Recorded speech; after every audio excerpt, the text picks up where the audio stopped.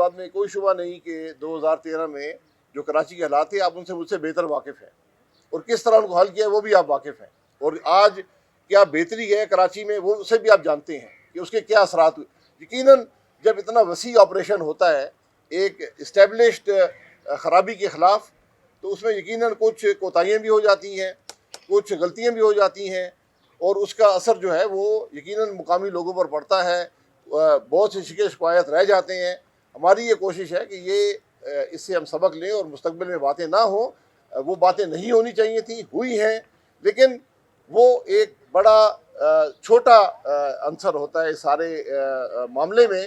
لیکن آپ اگر مجموعی طور پر کراچی کے حالات دیکھیں تو الحمدللہ بے پناہ اس میں بہتری ہوئی۔ میں یقیناً ان غلطیوں اور کوتاہیوں کا ہمیں اس کا اندازہ بھی ہے، اور ہمیں اس کی ریگریٹس بھی ہیں کہ جو ایسی کوتاہیاں نہیں ہونی چاہیے تھیں۔ متحدہ قومی موومنٹ پاکستان کے مرکز بہادرآباد پر پاکستان مسلم لیگ نواز کے اعلیٰ سطحی وفد کی سابق وزیر اعظم شاہد خاقان عباسی کی قیادت میں آمد ہوئی۔ کنوینر ڈاکٹر خالد مقبول صدیقی اور رابطہ کمیٹی کے اراکین سے ملاقات ہوئی۔ ملاقات کے دوران باہمی دلچسپی کے امور پر تبادلہ خیال کیا گیا۔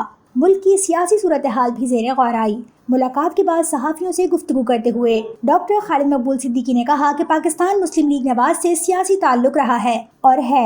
مسلم لیگ اور متحدہ قومی موومنٹ کے درمیان تعلقات کی ایک بڑی تاریخ ہے۔ ہم بہت عرصے ساتھ بھی چلتے رہے ہیں، اور دو مختلف جماعتیں رہی ہیں تو ہمارے درمیان نظریات اور اختلافات بھی موجود رہے، نظریات کا تضاد بھی موجود رہا ہے۔ لیکن آج کی محفل سے مجھے یہ خوشگوار امید ہے کہ ہم ایک مضبوط جمہوریت کے لیے اپنی سیاسی مفادات کو بالا تر رکھ کر اور اپنے حصے کی قربانی دینے کے لیے آمادہ نظر آتے ہیں۔ ہم یہ سمجھتے ہیں کہ پاکستان میں مصنوعی، جاگیردارانہ اور خاندانی جمہوریت کی گنجائش نہیں۔ آج ہمارے درمیان جو سب سے اہم بات ہوئی ہے کہ ہم سب یہ چاہتے ہیں کہ وہ خواب جس کی تعبیر کے لیے یہ پاکستان بنایا گیا تھا، ہم یہ سمجھتے ہیں کہ جمہوریت ہی وہ واحد راستہ ہے جس پہ چل کر پاکستان اپنے خوابوں کی منزل تک پہنچ سکتا ہے، اور ایک جینوئن جمہوریت، ایک سوڈو اور فیوڈو جمہوریت سے پاکستان کے مسئلے حل نہیں ہونے۔ ایک ایسی جمہوریت کا خواب دیکھا جانا بہت ضروری ہے، ایک ایسے ایوان کا جس میں کسان کی نمائندگی کسان کر رہا ہو، مزدور کی نمائندگی مزدور کر رہا ہو، اور عام پاکستانی ان ایوانوں میں بیٹھا ہو، خاندان نہ بیٹھے۔ اس موقع پر پاکستان مسلم لیگ کے سینئر نائب صدر اور سابق وزیر اعظم شاہد خاقان عباسی نے گفتگو کرتے ہوئے کہا کہ ہم صرف حکومت کی ایک اتحادی جماعت سے ملنے نہیں آئے ہیں، بلکہ ہمارا MQM پاکستان کے ساتھ 3 دہائیوں کا رشتہ ہے۔ ملک میں جمہوریت کو تقویت دینے کے لیے ہم نے آج MQM کے یہاں پر ملاقات کی اپنے بھائیوں سے، جن سے ہمارے کئی اشروں کے ذاتی تعلقات بھی ہیں، سیاسی تعلقات بھی ہیں، اور ایک بڑے اچھے ماحول میں تمام ملکی معاملات پر گفتگو ہوئی، اور ہم نے اپنی تشویش کا اظہار کیا کہ آج جو ملک میں جمہوریت کو خطرات لاحق ہیں، جو معیشت کو خطرات لاحق ہیں، ان کے حل کے لیے ہم کس طرح مل کر ایک کوشش کر سکتے ہیں۔ اس میں کوئی شک نہیں کہ ان تعلقات میں سیاسی اختلافات بھی رہے، لیکن ہم پاکستان مسلم لیگ نواز کے صدر میاں شہباز شریف کی ہدایت پر کراچی آئے ہیں اور اپنے دوستوں سے ملاقات کی ہے۔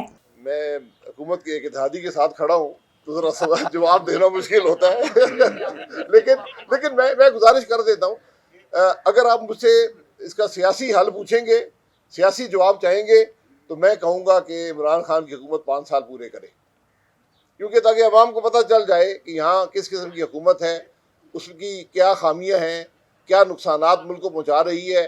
لیکن ایک پاکستانی کے طور پر میں یہ سمجھتا ہوں کہ اس حکومت کا ایک لمحہ بھی پاکستان پر بھاری ہے، کیونکہ یہ ناکام ہو چکی ہے، عوام کے مسائل حل نہیں کر سکی۔ ہم نے جن نکات پر گفتگو کی اس میں کافی ہم آہنگی پائی جاتی ہے۔ اس حکومت نے معیشت کو جس نہج پر پہنچایا ہے، اس کی بحالی میں بہت وقت لگے گا۔